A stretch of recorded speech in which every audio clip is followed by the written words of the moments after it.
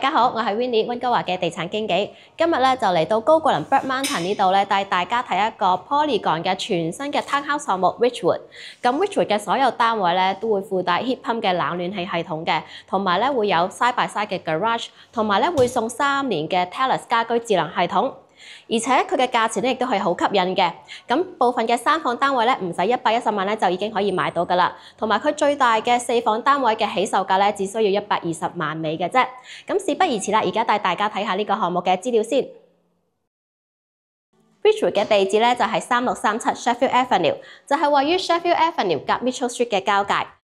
咁呢塊咧就係一塊三角形地嚟嘅，大概咧就係有7英畝。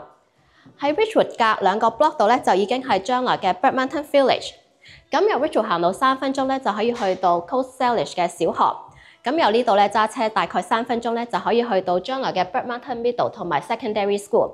咁呢2所學校咧將會喺2026年嘅時候啟用嘅。咁由 Ridgewood 咧揸車大概12分鐘咧，就可以去到 Coquitlam Centre 啦，同埋咧可以去到 Costco、Canadian Tire 同埋 Home Depot 等等嘅。呢個項目咧就一共有101個單位，有3房至到4房嘅選擇，面積咧就係有1430尺至到2300幾尺嘅。咁呢個項目咧就一共有4期，呢度係第1期、第2期、第3期同埋第4期嘅。咁首先咧而家就推出咗12個單位，就係有顏色呢啲。呢一排咧就係3房嘅單位，而呢一排咧面向 Sheffield 街嘅咧就係4房嘅單位。呢個屋苑咧，同埋咧就係有2個俾車嘅出入口嘅。第1期啦、第2期同埋第4期咧就會用 Sheffield 嘅出入口，而第3期嘅單位咧就會用 Mitchell 嘅出入口。咁分開2個出入口嘅好處咧，就係將汽車嘅流量咧就分開，咁就唔會令到屋苑入邊嘅道路咧係咁繁忙嘅。今次咧就有2種顏色選擇嘅，分別係 Linen 同埋 Stone。咁 Linen 咧就係採用白色嘅櫥櫃啦，配搭灰色嘅 countertop 同埋咧深色嘅地面嘅。咁 Stone 咧就係會有呢個灰色嘅櫥櫃啦，配搭白色嘅 countertop 同埋淺色嘅地板嘅。咁今次咧就會有2個示範單位，一個咧就係3房嘅示範單位，另一個咧就係4房嘅示範單位。咁我哋而家咧就睇咗4房嘅示範單位先。第1個示範單位咧就係一個 C plan 嚟嘅，全屋3層，室內面積咧就有2235尺嘅，一共有4間睡房同埋3個半嘅洗手間。咁呢一個戶型嘅價錢咧就係120萬起嘅。我哋而家入去睇下。正門入嚟咧就係主層啦。咁走廊位同埋樓梯位咧就係採用雙高樓底嘅設計，一嚟咧就比較有氣派啦，二嚟咧可以增加室內嘅採光。喺我嘅右手邊咧就係車房。咁呢個車房咧就係配備咗 Level 2嘅充電插頭，同埋咧車房同主層咧喺同一層嘅好處咧就係買完餸咧可以直接拎入廚房，唔使行多1條樓梯。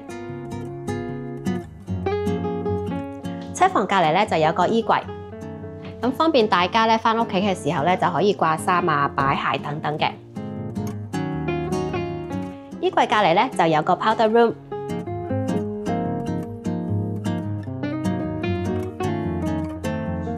咁再入嚟咧就係開放式嘅客廳、飯廳同埋廚房啦。咁呢個空間咧都幾闊落嘅，同埋咧每個區域都好分明，同埋咧入到嚟嘅感覺咧就好舒服。雖然今日係陰天啦，但係咧唔開燈嘅話咧，其實室內咧都唔覺得暗嘅。主層咧就有9尺樓底，同埋咧全層咧都係鋪 laminate 嘅地板嘅。咁客廳咧都幾大下，可以擺到一張大梳化。咁而家大家見到嘅呢個咁靚嘅電視機組合櫃咧就係唔包括嘅，收樓嘅時候咧就冇嘅。客廳隔離咧就係飯廳啦。而家呢個飯廳咧就擺放咗一張6人嘅餐台，不過如果要擺放一張大啲嘅餐台咧都冇問題嘅。呢邊咧仲有道門咧可以出到露台，每一個露台咧都配備咗可以 barbecue 用嘅天然氣接駁口。飯廳隔離咧就係廚房啦。咁好多住 townhouse 嘅人咧都擔心儲物空間唔足嘅問題。咁呢個廚房咧就冇呢個問題嘅，因為呢邊牆咧全埲牆咧都係做咗儲物櫃，有充足嘅收納空間。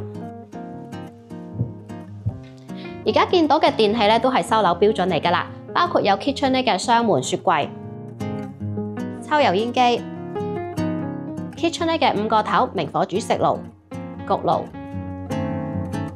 雙星盤，同埋咧 KitchenAid 嘅洗碗機。呢個廚房咧仲附帶一個 island 嘅，咁 island 咧就擺放咗微波爐啦，同埋而且咧兩邊咧都有做到櫃嘅。參觀完主層啦，我哋而家咧就落樓下睇下。咁落樓下嘅樓梯咧就係鋪地氈嘅，而落到嚟咧地面咧就係採用地板嘅。呢邊咧就有個衣櫃，再隔離咧就係一個擺熱水缸嘅位。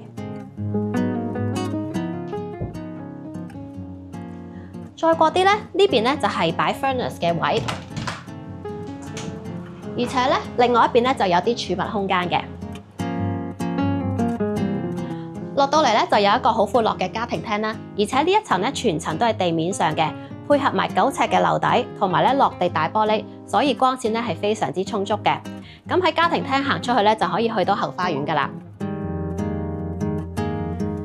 呢一層咧仲有一個配有花灑淋浴嘅洗手間，同埋咧仲有一間睡房嘅。呢間房咧都幾大下嘅，擺放咗咁多家私之後咧，仲有好多空間走動。望出去咧就係一個好靚嘅花園景。咁睇完呢一層啦，我哋而家上樓上睇下。上到嚟3樓啦，咁上樓上嘅樓梯啦，同埋咧3樓嘅地下咧都係鋪地氈嘅。喺呢個位望翻落去咧，就係望翻去正門嘅位啦，同埋發展商咧就喺樓梯上面咧開咗隻窗嘅，咁等可以有多啲自然光咧入到屋。呢一層咧就係有3間睡房同埋2個半嘅洗手間。喺我嘅左手邊咧就係第一間睡房啦。呢間睡房咧就可以擺放到一張雙人床嘅。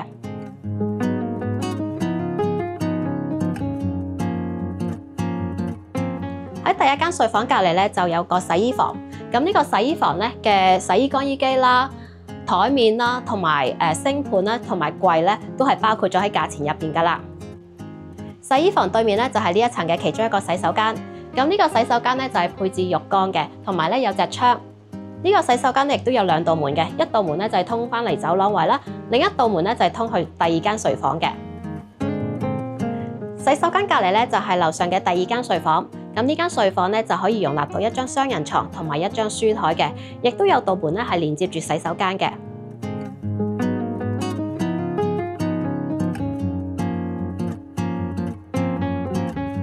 最後咧，我哋就睇埋主睡房啦。主人房咧而家就擺放咗一張 king size 嘅床啦，同埋2邊床頭櫃，仲有好多空間走動。同埋主人房嘅樓底咧就有9尺高嘅。呢邊咧仲有個步入式衣帽間。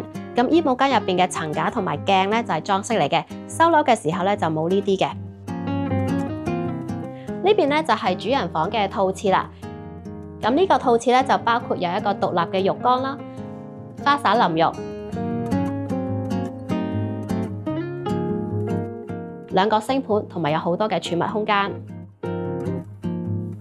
睇第2個示範單位之前，如果大家鍾意我今次嘅介紹，歡迎 Like、Share 同埋 Subscribe， 多謝大家嘅多多支持。第2個要睇嘅示範單位咧就係一個 B plan， 咁咧就係一個 corner 嘅單位嚟嘅，室內面積咧就有1489尺，全屋3層，一共有3間睡房同埋2個半嘅洗手間。咁入門口嘅呢度咧就有條樓梯咧係上樓上嘅，呢邊咧仲有個衣櫃。咁呢個咁靚嘅木紋嘅門咧就係裝飾嚟嘅，收樓嘅時候咧將會係普通嘅白色門。呢邊咧就係通去車房嘅。車房咧嘅 epoxy floor 咧就係唔包括嘅。咁其實呢個車房咧都幾深下，咁泊咗2架車之後咧，後邊咧仲有位可以擺一啲室外嘅用品啦，或者係做一啲櫃喺度嘅。咁而呢度咧就係一個擺熱水缸啦，同埋擺 furnace 嘅位。咁除此之外咧，亦都有一啲 extra 嘅儲物空間嘅。上到嚟中間嘅主層啦，呢度咧就有個客廁。咁呢個洗手間咧就係一個明廁嚟嘅，而且隻窗咧可以打開。洗手間嘅隔離咧就有呢個 open den。咁雖然呢個書房咧就唔算好大，不過咧都有足夠嘅位咧可以擺一張細嘅書台嘅。再過嚟咧就係開放式嘅飯廳、客廳同埋廚房啦。咁成個主層咧採光都好好嘅，有3面窗。飯廳咧就有2面採光，而家咧就擺放咗一張6人嘅餐台，同埋呢度咧就有道門咧可以去到私家花園嘅。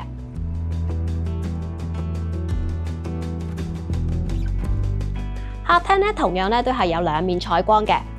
咁呢個入牆櫃啦，同埋 fireplace 咧就係裝飾嚟嘅。收樓嘅時候咧，呢度咧就會係一埲普通嘅牆。最後咧，我哋就睇埋廚房啦。咁呢個廚房咧就係採用一字形嘅設計啦。咁家電嘅配套咧就係同頭先嘅示範單位咧係一樣嘅。咁雖然呢個廚房咧就冇成面牆嘅儲物空間啦，不過咧呢個特大嘅 island 咧，其實前面咧都做咗一排櫃嘅，亦都有相當充足嘅儲物空間。咁同埋咧呢個特別大嘅 island 咧，仲係好實用嘅。一嚟咧方便大家煮飯嘅時候咧多啲台面空間使用啦；二嚟咧亦都可以當餐台或者係一個收納嘅空間嘅。我哋而家咧就上樓上睇啦。咁發展商咧亦都好細心喺呢度加咗隻窗啦，方便咧多啲自然光咧可以入到屋嘅。3樓呢度咧就有3間睡房同埋2個半嘅洗手間，而且洗衣乾衣機咧都喺呢一層嘅。喺我嘅左邊咧就係第一間睡房啦，呢間睡房咧就可以容納到一張雙人床。呢邊咧就係第二間睡房，咁而呢間房咧同樣地可以擺到一張雙人床嘅。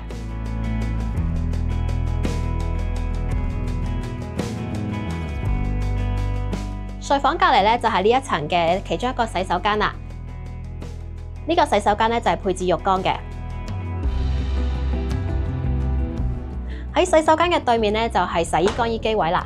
咁呢個洗衣乾衣機咧就係並排咁樣擺放嘅，上面咧配有台面啦同埋掛衫嘅架。咁呢個設計咧我覺得係非常之實用嘅。最後咧我哋睇埋主人房啦。咁入到嚟主人房啦，喺我嘅左手邊咧就係主人房嘅套廁啦。呢個套廁咧就係配有花灑淋浴嘅，同埋咧呢個咧係一個名廁嚟嘅。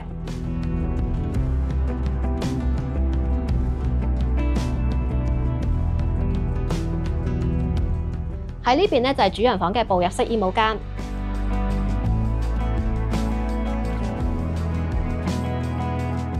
主人房咧而家就擺放咗一張 king size 嘅床啦，加上兩邊嘅床頭櫃，而床尾咧亦都係有一張凳嘅。